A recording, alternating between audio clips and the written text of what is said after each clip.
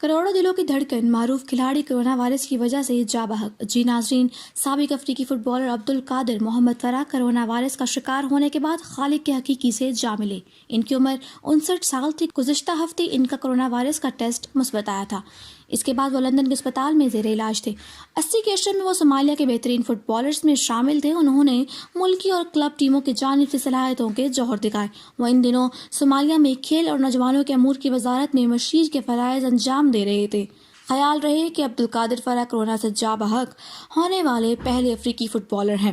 خیال رہے کہ دنیا بھر میں کرونا وائرس کی وجہ سے اموات کا سلسلہ جاری ہے اور جمعے کے روز اٹلی میں سب سے زیادہ 959 اموات ریکارڈ ہوئی ہیں۔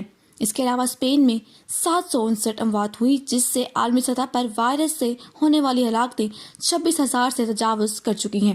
عالمی سطح پر نوول کرونا وائرس کی نگرانی کرنے والی ویب سائٹ کے مطابق جمعے کی رات 12 بجے تک دنیا میں وائرس کا شکار ہو کر فوت ہونے والے افراد کی تعداد 26,819 تک پہنچ چکی تھی۔ ویب سائٹ کے مطابق متاثرین کی تعداد 5,66,895 تک پہنچ چکی تھی، جبکہ 1,28,000 سے زائد افراد صحت یاب بھی ہوئے تھے۔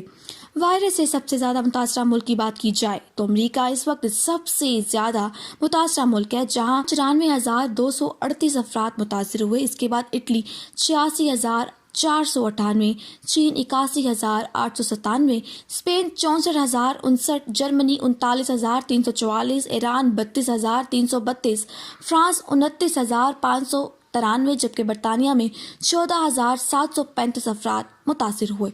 اوصاف ڈیجیٹل سے فی الوقت اتنا ہی۔ مزید اپڈیٹ حاصل کرنے کے لیے دیکھتے رہیے ہمارا چینل اوصاف ڈیجیٹل۔